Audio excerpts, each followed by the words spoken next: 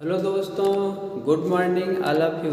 आइए दोस्तों, आज हम क्या करते हैं, ठीक है, थर्मोडायनेमिक्स यानी थर्मल इंजीनियरिंग की पढ़ाई आज से हम स्टार्ट करते हैं, जिसमें हम सबसे पहले क्या करते हैं, थर्मोडायनेमिक्स के बारे में अध्ययन करेंगे। ठीक है दोस्तों, बहुत लोगों का कहा कि सर आप इस पे वीडियो बनाइए, है ना, जिससे क्या बोलते हैं कि हमें ये सब्जेक्ट समझ में आए, दिक्कत होता है। तो सबसे पहले दोस्तों ये कहेंगे आपसे कि कोई भी चीज़ हो, ठीक है, उसको समझने के लिए आप उसके बेसिक और उसमें अगर आप मन लगाएंगे तो वो चीज़ ज़रूर आपको समझ में आएगी। ठीक है, कहा जाता है कि मोहब्बत हो ही जाती है, क्या मोहब्बत हो ही जाती है जब दिल से दिल मिलते हैं। मोहब्बत हो ही जाती है जब दिल से दिल मिलते हैं, बड़ी मुश्किल ये है कि दिल बड़े मुश्किल से मिलते हैं। तो हम आपसे कहेंगे कि जो आपको बड़ी मुश्किल थी दिल लगाने की, थर्मोडायनेमिक्स से, ठीक, उससे आप लगाना स्टार्ट कर दीजिए। आपको थर्मोडायनेमिक्स, थर्मल इंजीनियरिंग अच्छी तरह से समझ में आना स्टार्ट हो जाएगी। ठीक है, तो हम सबसे पहले यहाँ पे क्या करेंगे, थर्मोडायनेमिक्स क्या है उसकी परिभाषा के बारे में पढ़ेंगे। ठीक है दोस्त, तो थर्मोडायनेमिक्स, अगर आप इसमें देखें तो थर्म और प्लस ये ओ है, कनेक्टिंग वॉवेल्स है। थर्म क्या है, रूट वर्ड है जो ग्रीक वर्ड से लिया गया है। ठीक है, यहाँ पे आपका ओ क्या, कनेक्टिंग वॉवेल्स है। डायनेमिक्स एक सफिक्स लगा हुआ है। ठीक, तो थर्म का मतलब होता है बाबू हीट। थर्म का मतलब होता है हीट। हीट मतलब उष्मा जो होती है। ठीक है, ऐसे ही आप यहाँ पे डायनेमिक, डायनेमिक्स का मतलब क्या होता है, सफिक्स जो लगा हुआ है उसका मतलब to produce motion, to produce motion, या आप बोल सकते हो क्या, पावर, या पावर। ठीक है, इस प्रकार से थर्मोडायनेमिक्स का जो मतलब हुआ, thermodynamics means heat to motion या हीट टू प्रोड्यूस मोशन या power, heat to produce motion और पावर। ठीक है, अच्छा, हीट क्या है, हीट आप जानते हो एक प्रकार की एनर्जी है। एनर्जी क्या होती है, आप जानते हो कार्य करने की जो क्षमता होती है उसको हम क्या कहते हैं बाबू, ऊर्जा कहते हैं, यानी एनर्जी कहते हैं। ठीक है, ऐसे वर्क क्या है, मोशन, पावर क्या है, पावर के बारे में आप जानते हैं, पावर बराबर होता है वर्क अपॉन टाइम। पावर बराबर होता है वर्क अपॉन टाइम, यानी एक निश्चित समय में किया गया जो वर्क होता है उसको हम लोग क्या कहते हैं, पावर कहते हैं। क्या कहते हैं, पावर कहते हैं। ठीक है, अच्छा, इसी में क्या किया जाएगा, यहाँ पे मैंने इस चीज़ को समझाने के लिए यहाँ पे हमने पिस्टन सिलेंडर अरेंजमेंट बनाया। इसे क्या बोलते हैं, पिस्टन सिलेंडर अरेंजमेंट। ठीक, जब आप आईसी इंजन पढ़ेंगे तो वहाँ पे इन चीज़ों का जिक्र किया जाएगा। ठीक, तो आइए हम यहाँ पे इसके बारे में थोड़ा सा समझने का प्रयास करते हैं। ठीक, हीट से वर्क कैसे प्राप्त हुआ, हीट से वर्क कैसे प्राप्त होता है। ठीक, हीट अगर देखा जाए तो क्या है आपका, एक नॉन अरेंजमेंट एनर्जी है। ये क्या है, नॉन अरेंजमेंट एनर्जी। वर्क क्या है, वर्क आपका क्या, अरेंजमेंट एनर्जी, ऑर्गेनाइज एनर्जी है। यानी हीट क्या है, जैसे नॉन ऑर्गेनाइज एनर्जी है।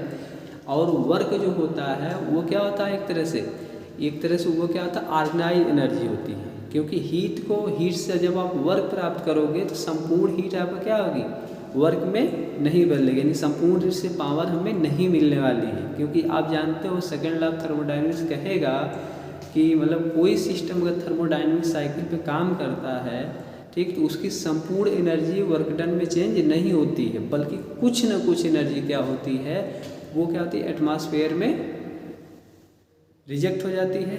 और जो शेष एनर्जी बचती है वही एनर्जी क्या होती है, आपकी वर्क डन में चेंज होती है। वही एनर्जी क्या होती है, वर्क डन में चेंज होती है। ठीक है, तो यहाँ पे हम इसी बात के बारे में बातें करेंगे।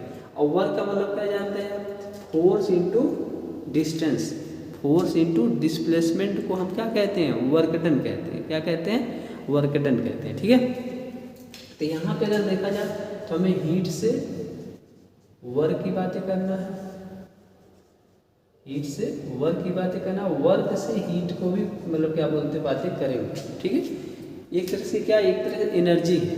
क्या है, एनर्जी है। तो यहाँ आइए हम इसी साथ समझते हैं इस बात को। तो ये हमने देखा, जो आपको देख रहे हो ऐसे बनाया, वो क्या आपका सिलेंडर है। ठीक है, यहाँ पे आप जानते हो जब आईसी इंजन पढ़ोगे तो इंटेक वाल्व होता है, ये एग्जॉस्ट वाल्व होता है। ठीक है, अच्छा, ये हमारा क्या होता है, ये आउटर डेड सेंटर है। क्या है, आउटर डेड सेंटर यानी ओडीसी। ये क्या होता है बाबू, इनर डेड सेंटर, IDC, ठीक है। अब ये जो होता है आपका क्लियरेंस वॉल्यूम होता है, जब आप वहाँ पढ़ो ऐसे इंजन बताया जाएगा, इसको हम शॉर्ट वॉल्यूम कहते हैं, ठीक है। ये हमारा पिस्टन है, ठीक।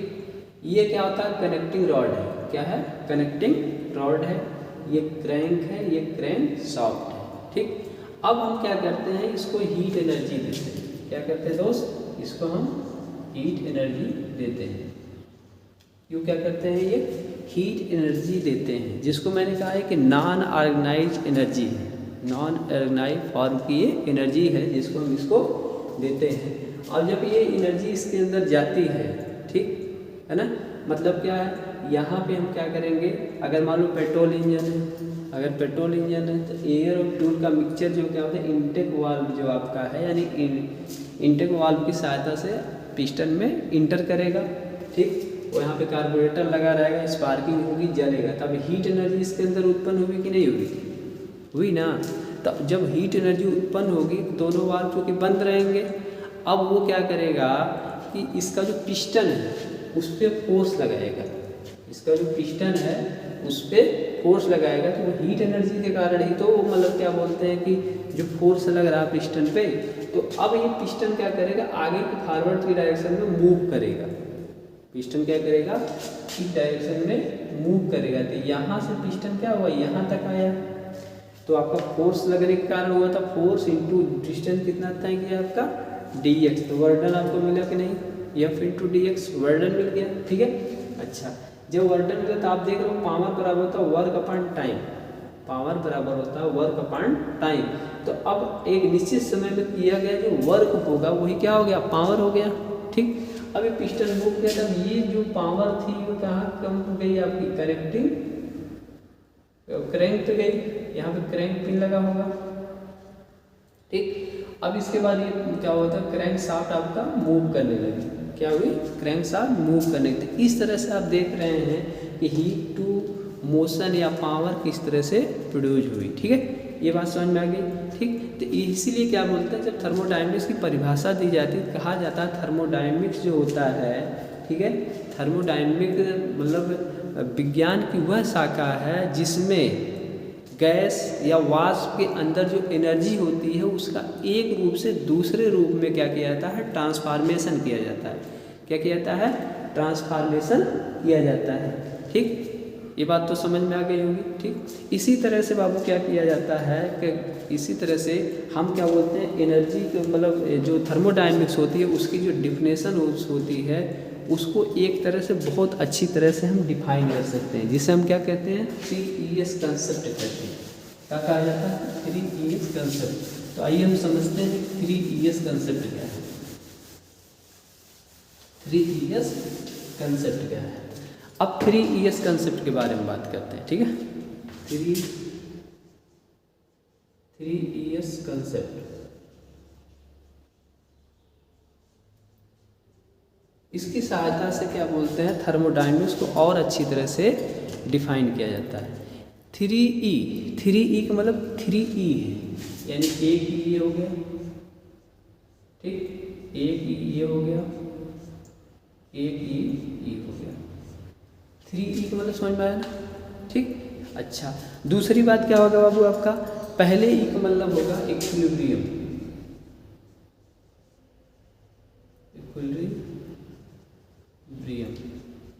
ठीक। दूसरे E का मतलब होगा क्या आपका, एनर्जी, दूसरे E का मतलब क्या होगा, एनर्जी, ठीक है।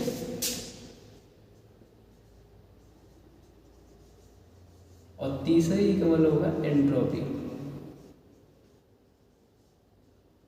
तीसरे E का मतलब होगा क्या, एंट्रोपी। E का मतलब इक्विलिब्रियम, E का मतलब इक्विलिब्रियम आपका होगा, तो इक्विलिब्रियम का होता है साम्यावस्था। तो हम जब थर्मोडायनेमिक्स पढ़ेंगे तो उसमें 3 तरह के इक्विलिब्रियम के बारे में हम पढ़ाई करेंगे, मैकेनिकल इक्विलिब्रियम, ठीक है, थर्मल इक्विलिब्रियम, है ना, मैकेनिकल इक्विलिब्रियम, थर्मल इक्विलिब्रियम और आपका केमिकल इक्विलिब्रियम। 3 तरह के इक्विलिब्रियम के बारे में पढ़ेंगे, तो वहाँ हम पूरी ये सारी चीज़ें डिफाइन करेंगे, ठीक है। अच्छा, ये जो होता है रिलेट करता है किस चीज़ से बाबू, आपका जीरोथ लॉ से। क्या ये रिलेट करता है, क्या जीरोथ लॉ से रिलेट करता है। ये जो रूल है आपका ये जीरोथ लॉ से रिलेट करेगा। मतलब क्या होगा, जीरोथ लॉ के अंतर्गत हम क्या करेंगे, इक्विलिब्रियम के बारे में अध्ययन करेंगे। जब मतलब थर्मोडायनामिक्स का 16वां नियम पढ़ेंगे उसके अंतर्गत क्या बोलते हैं इसके हम डिफाइन करेंगे। अगली बात क्या करेगा, ये किस चीज़ की प्रॉपर्टी को डिफाइन करता है। अगर हम बात करें प्रॉपर्टी की तो जो जीरोथ लॉ होता है वो किस चीज़ को प्रॉपर्टी को बताता है, वो टेम्परेचर की। टेम्परेचर, ये टेम्परेचर की प्रॉपर्टी को क्या करता है, डिफाइन करता है। ठीक है, इसी तरह से जो एनर्जी होती है, क्या एनर्जी होती है, वो फर्स्ट लॉ ऑफ थर्मोडायनेमिक्स को क्या करता है, आपको डिफाइन करता है। यानी फर्स्ट लॉ ऑफ थर्मोडायनेमिक्स, यानी फर्स्ट लॉ बोल सकते हो, फर्स्ट लॉ को डिफाइन करता है। ठीक, और ये जो आपका अगर मतलब रिलेटेड होती है, जो मतलब एनर्जी होती है वो फर्स्ट लॉ से रिलेटेड होती है, क्योंकि आप जानते हैं फर्स्ट लॉ क्या होता है, ये तो जानते ही होंगे कि एनर्जी को ना तो उत्पन्न किया जा सकता है ना ही नष्ट किया जा सकता है, इसे केवल एक रूप से दूसरे रूप में बदला जा सकता है। ये डिफाइन करता है किस चीज़ को बाबू, ये डिफाइन करता है किस चीज़ को, ये एनर्जी को डिफाइन करता है कि ये क्या करता है, एनर्जी की प्रॉपर्टी को डिफाइन करता है। क्या, एनर्जी की प्रॉपर्टी को डिफाइन करता है। ये बात आपको समझ में आ रही होगी। ठीक है, अच्छा इसके बाद क्या, एंट्रोपी।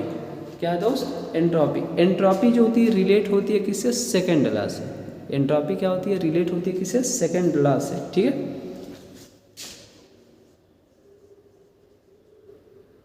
सेकंड लॉ से, यानी सेकंड लॉ थर्मोडायनेमिक्स से बोल सकते हो। क्या, सेकंड लॉ थर्मोडायनेमिक्स से रिलेट करती है क्या, एंट्रोपी। ठीक, ये किसकी प्रॉपर्टी को बताता है, एंट्रोपी की प्रॉपर्टी है। किसकी प्रॉपर्टी को बताता है, एंट्रोपी की प्रॉपर्टी को बताता है, एंट्रोपी की प्रॉपर्टी को डिफाइन करता है। ठीक है, बात समझ में आ रही है आपको। अच्छा, ऐसे एक होता है थर्ड लॉ ऑफ थर्मोडायनेमिक्स। क्या, third law of thermodynamics, third law of thermodynamics, यानी उसमें गति का तीसरा नियम जो होता है, ये किस चीज़ को बताता है, एब्सोल्यूट जीरो ऑफ एंट्रोपी। ये किस चीज़ को बताता है, एब्सोल्यूट जीरो ऑफ एंट्रोपी। ये क्या करता है, एब्सोल्यूट जीरो ऑफ एंट्रोपी की प्रॉपर्टी को बताता है। तो बात समझ में आ गई है ना। इतने से ही वो कंपटीशन में कभी कभी बहुत सारे क्वेश्चन करता है। ठीक, तो ये था आपका 3 इयर्स कंसेप्ट, जिसकी सहायता से हम थर्मोडायनेमिक्स को बहुत अच्छी तरह से समझ सकते हैं, बहुत अच्छी तरह से क्या कर सकते हैं, समझ सकते हैं। फिर एक बार मैं इसे बताता हूँ। 3E का मतलब क्या, ई पहले ई का मतलब इक्विलिब्रियम, जो रिलेट्स करता है जीरोथ लॉ ऑफ थर्मोडायनेमिक्स से। ठीक है, जो प्रॉपर्टी बताता है किस चीज़ के, टेम्परेचर की। ठीक, अच्छा ऐसे दूसरे ई का मतलब क्या, एनर्जी। एनर्जी जो होती है फर्स्ट लॉ ऑफ थर्मोडायनेमिक्स को डिफाइन करती है। ठीक है, रिलेट करती है, ये डिफाइन करता है किस चीज़ को, एनर्जी की प्रॉपर्टी को। ऐसे तीसरे ई का मतलब है वह क्या, एंट्रोपी। एंट्रोपी जो होती है रिलेट होती है किससे, सेकंड लॉ ऑफ थर्मोडायनेमिक्स से।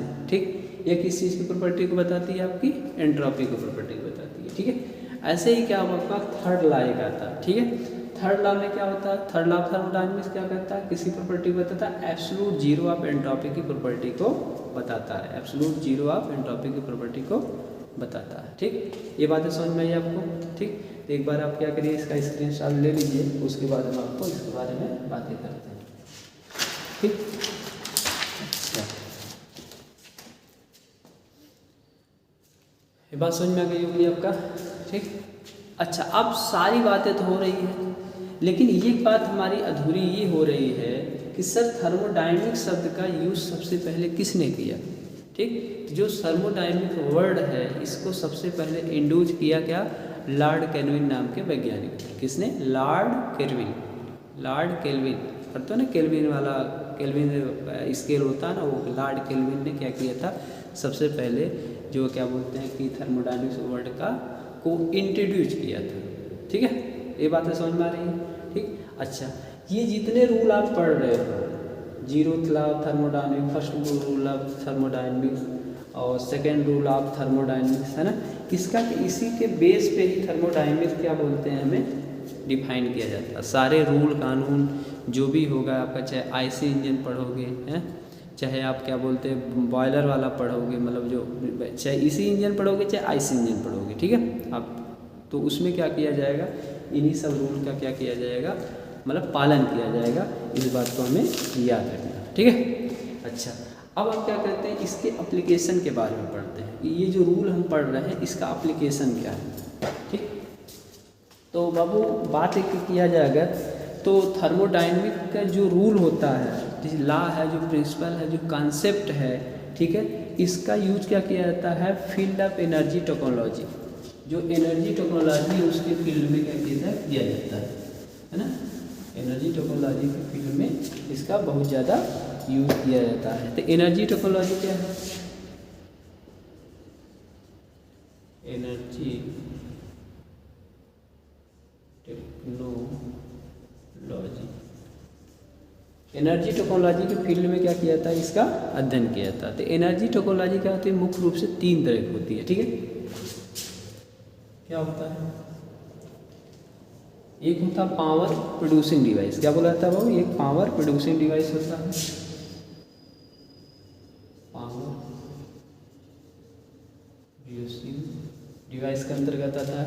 दूसरा होता है पावर कंज्यूमिंग डिवाइस, क्या, दूसरा power consuming device,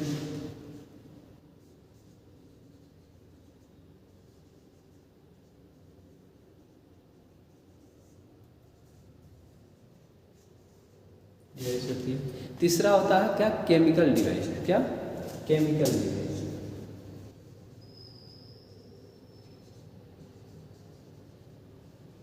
chemical device. ये 3 तरह क्या होती हैं, डिवाइस होती हैं जिसमें क्या किया जाता है, एनर्जी टेक्नोलॉजी का क्या किया जाता है, यूज किया जाता है।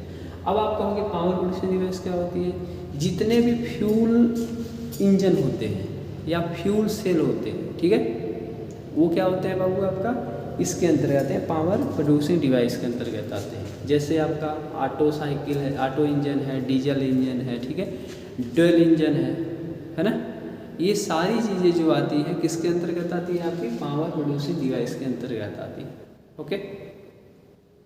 मतलब ये पावर को प्रोड्यूस करती हैं और इनका जो वर्क डन होता है वो क्या होता है, पॉजिटिव होता है। वर्क डन जो होता है क्या, पॉजिटिव होता है। आप कहोगे सर वर्क डन पॉजिटिव कब होता है, यदि कोई किसी सिस्टम के द्वारा वर्क किया जाता है, ठीक है, तो वर्क डन क्या होता है, पॉजिटिव माना जाता है। और सिस्टम पर कार्य किया जाता है तो वर्क डन क्या होता है, निगेटिव माना जाता है, ठीक। ये बात आपको समझ में आ रही है, ठीक।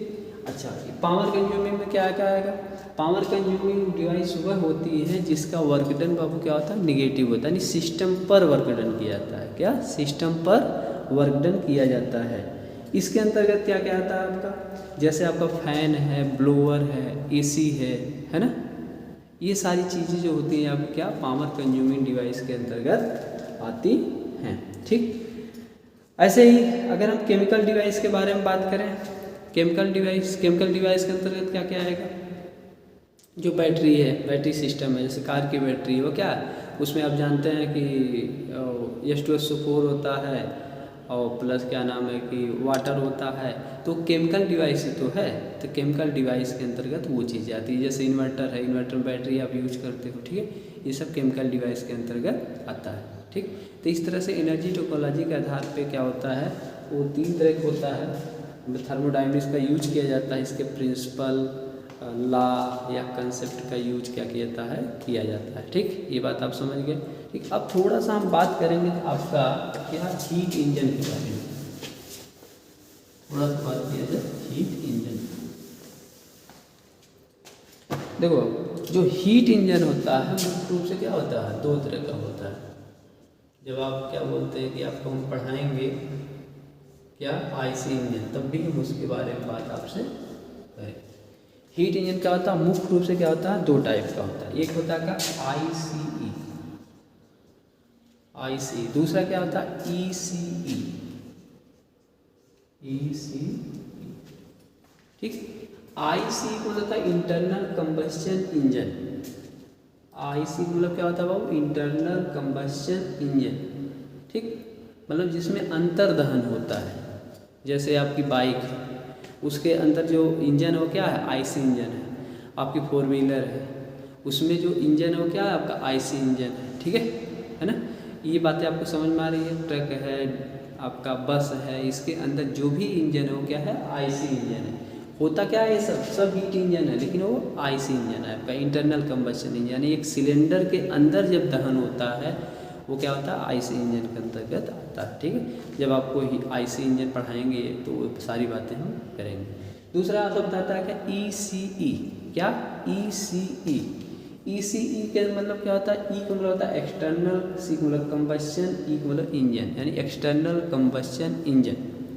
एक्सटर्नल कंबशन इंजन, इसके अंतर्गत क्या क्या आएगा, जैसे आपका बॉयलर है, ठीक, या आपने पहले स्टीम इंजन से चलने वाली गाड़ी देखा होगा जो कोयले से चलती थी, वो क्या था आपका, ये इसी इंजन के अंतर्गत आता है, ठीक है।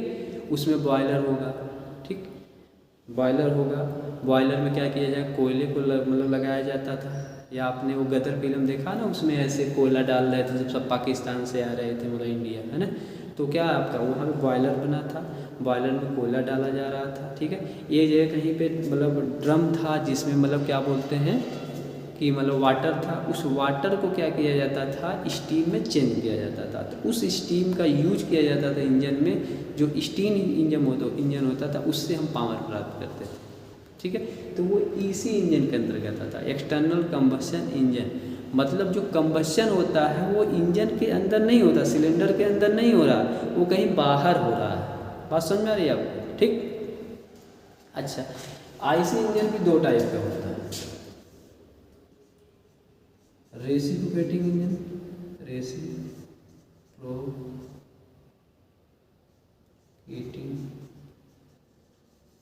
रेसिप्रोकेटिंग और रोटरी,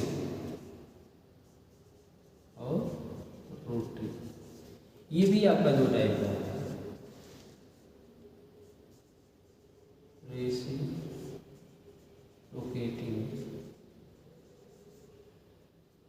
और रोटरी। Reciprocating and rotary. अब रेसिप्रोकेटिंग जो आईसी इंजन होता है और रेसिप्रोकेटिंग रोटरी इंजन भी हो, आईसी इंजन रोटरी भी होते हैं।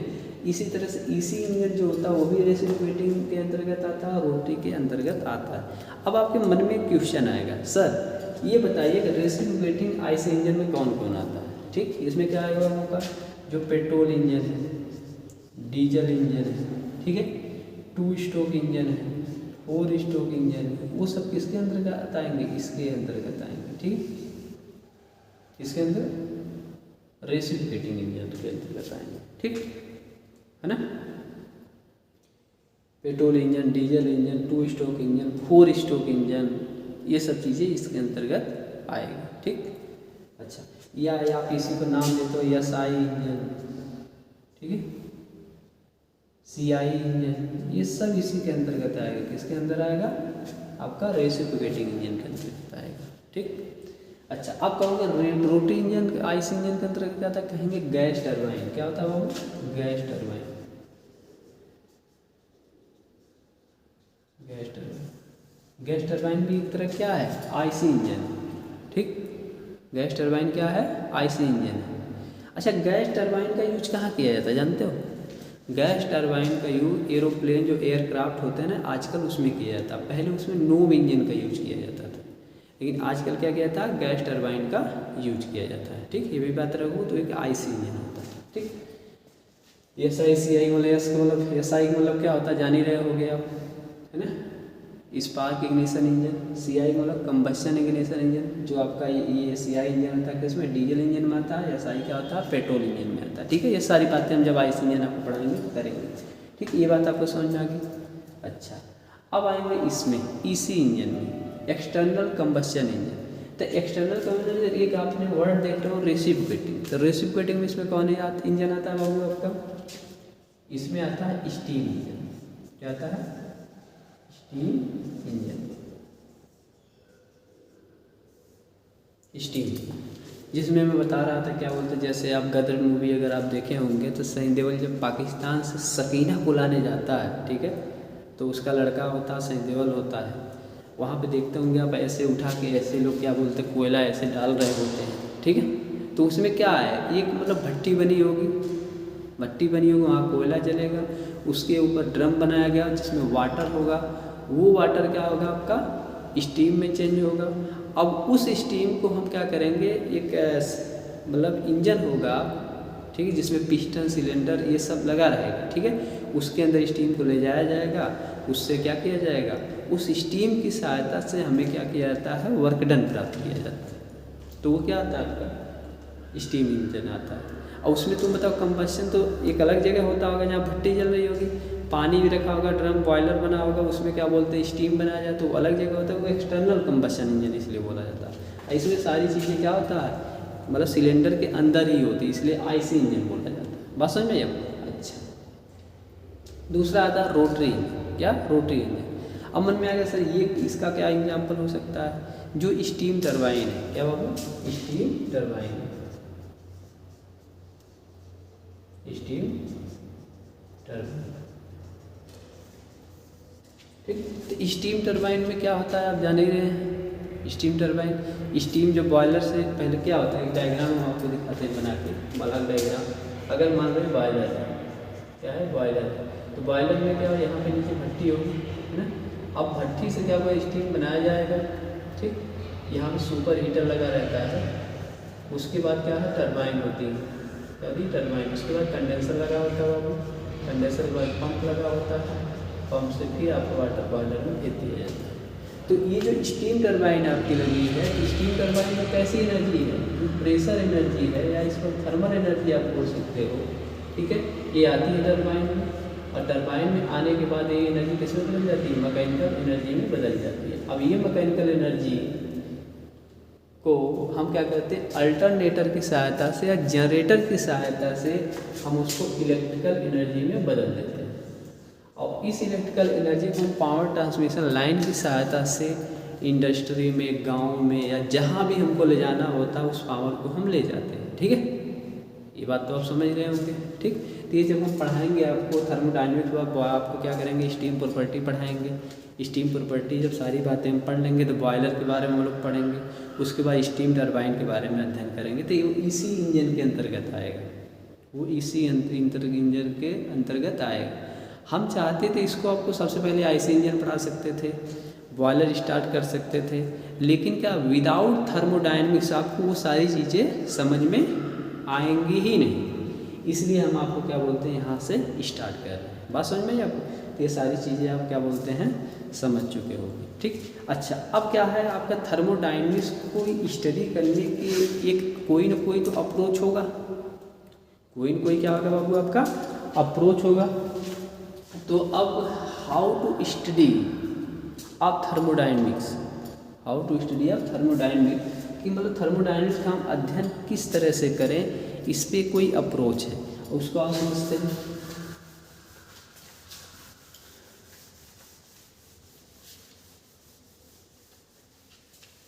तो वो जो थर्मोडायनेमिक्स है, ठीक, यहाँ लिखते हैं आपका how to study of thermodynamics, study of thermodynamics. तो थर्मोडायनेमिक्स का अध्ययन करने के क्या होते हैं, मुख्य रूप से दो अप्रोच है। क्या है? दो अप्रोच होते हैं, ठीक। एक होता है मैक्रोस्कोपिक व्यू और एक होता है क्या, माइक्रोस्कोपिक व्यू। यानी बात करें अगर तो क्या होगा, माइक्रोस्कोपिक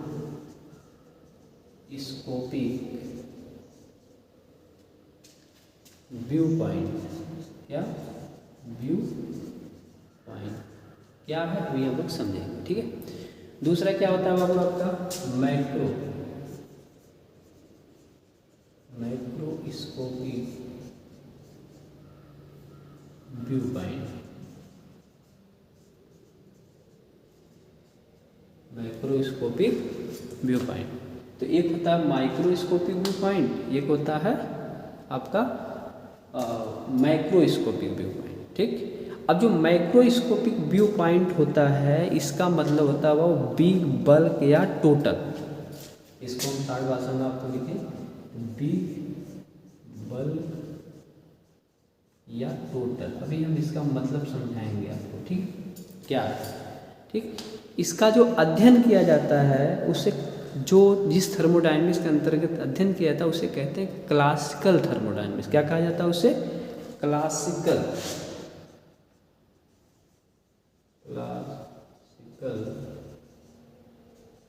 थर्मोडायनेमिक्स, ठीक, क्लासिकल थर्मोडायनेमिक्स।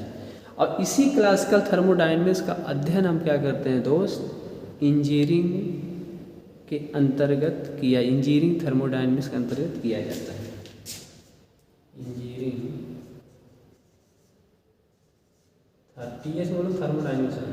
थर्मोडायनेमिक्स के अंतर्गत किया जाता है। तो ये बात अभी मोटा मोटी आपको समझ में आया, अभी हम सारी बातें इसके बारे में करेंगे, ठीक है। ऐसे इधर थोड़ा देखते हैं, ठीक। इसका मतलब होता है क्या, माइक्रो का मतलब होता है क्या कि आपका स्मॉल या माइन्यूट। क्या माइक्रो मतलब क्या होता है? स्मॉल या माइन्यूट, स्मॉल या माइन्यूट। इसका अध्ययन किया था कहाँ बाबू? आपका statistical thermodynamics, statistical thermodynamics, spelling गलत नहीं होनी चाहिए, स्टैटिस्टिकल थर्मोडायनेमिक्स के अंतर्गत इसका अध्ययन किया जाता है, ठीक। ये आपको हमने क्या बोलते हैं मोटा मोटी अभी तक बातें किया। अब हम क्या करते हैं, इसके बारे में थोड़ा सा बढ़िया से चीज़ों को हम समझते हैं, ठीक, चीज़ों को हम समझते हैं। तो सबसे पहले हम बात करते हैं किसकी, आपका यहाँ पे माइक्रोस्कोपिक के बारे में। किसके बारे में बाबू? माइक्रोस्कोपिक के बारे में हम अध्ययन करते हैं, ठीक। तो यहाँ पे जब हम माइक्रोस्कोपिक के बारे में बातें करेंगे तो इसमें देखो माइक्रो वर्ड से ही आपको समझ में आ रहा है स्मॉल या माइन्यूट, स्मॉल या माइन्यूट, ठीक है। इसमें है क्या, जैसे मान लीजिए सपोज ये गोरखपुर है, ठीक, गोरखपुर में क्या हुआ, चुनाव हुआ, गोरखपुर में चुनाव हुआ और कोई एजेंसी है जो मतलब न्यूज की है, वो यहाँ पे सर्वे करने के लिए आई हुई है, जो पहले से अनुमान लगा रही है कि देखते हैं ना आप, वो क्या बोलते हैं कि कौन जीतेगा, कौन कितनी सीटें पाएगा, ये सब चीज़ों का क्या बोलते हैं, वो सर्वे कर रही है, ठीक। तो एक तरीका क्या है, तो गोरखपुर में आके प्रत्येक व्यक्ति से, ठीक, प्रत्येक व्यक्ति से जा के मिले और पूछे, तो क्या माइक्रोस्कोपिक लेवल पे समझिए, ठीक है। एक तरीका यह है क्या है कि कुछ लोगों के क्षेत्रों में लोग क्या बोलते हैं, कई क्षेत्रों से लोगों को बुलाए और वहाँ पे क्या बोलते हैं, लोगों से राय मशवरा ले और उसके आधार पे क्या बोलते हैं, बताए कि ये इतनी सीटें यहाँ पे मतलब जो भी पार्टियां हैं उनको मिल रही है, तो वो माइक्रोस्कोपिक हो गया। अगर प्रत्येक व्यक्ति से मिल जा रहा है, इसका मतलब क्या है, वो आपका माइक्रोस्कोपिक होगा। ये बात समझ में, बहुत माइन्यूट की बातें जब करता है, ठीक है। तो यहाँ पे हम चूँकि हमें ये भाषा यूज नहीं करनी है, तो यहाँ पे जब हम बातें करेंगे, ठीक है, यहाँ बातें करेंगे तो यहाँ पे आपका अटेंशन होता इच आर, मतलब बहुत छोटे लेवल पे जो मॉलिक्यूल्स लेवल पे होते हैं उसमें क्या बोलते हैं, माइक्रोस्कोपिक पॉइंट ऑफ व्यू से हम अध्ययन करते हैं। यानी कोई मॉलिक्यूल्स आपका है, ठीक है, बहुत छोटा पार्टिकल है, ठीक, उसमें क्या बोलते हैं कि उसका वेग क्या है, उसका मोमेंटम क्या है, ठीक है। इन सब चीज़ों का जब हम अध्ययन करते हैं, ठीक, तो वो क्या होता है, माइक्रोस्कोपिक के अंतर्गत आता है, ठीक, माइक्रोस्कोपिक के अंतर्गत आता है। क्योंकि आप जानते हो जब दो मॉलिक्यूल्स टकराएंगे तो उनकी प्रॉपर्टी क्या हो सकती है, चेंज हो सकती है, वेग चेंज हो सकता है, मोमेंटम चेंज हो सकता है। तो उस लेवल पे जब बातें हम करते हैं तो क्या होता है, आपका माइक्रो व्यू ऑफ पॉइंट से हम उसका अध्ययन करते हैं, ठीक। इसका जो microscopic point view of point है, ठीक है, इसका यूजफुल हम क्या करते हैं, लो डेंसिटी में करते हैं या लो प्रेशर गैस के लिए किया जा सकता है। लो प्रेशर गैस के लिए इस पर हम अध्ययन कर सकते हैं। अगर वही प्रेशर अधिक है, हाई प्रेशर है, तो क्या या आपका क्या बोलते हैं कि गैस की डेंसिटी अधिक है, ठीक है, तो उस समय इसका अध्ययन नहीं किया था। तो कभी भी कोई पूछे कि मतलब लो आपका डेंसिटी या लो प्रेशर गैस के लिए क्या बोलते हैं कि मतलब माइक्रोस्कोपिक व्यू पॉइंट से इसका अध्ययन किया जाता है, तो कहोगे हाँ। या पूछे कि मतलब जो आपका स्टैटिस्टिकल थर्मोडायनेमिक्स होती है उसके अंतर्गत मतलब गैस का अध्ययन के मतलब कब किया जा सकता है, तो आप कहोगे क्या, लो डेंसिटी या आपका लो प्रेशर गैस में इसका अध्ययन किया जा सकता है। बात समझ में आ गई है ना।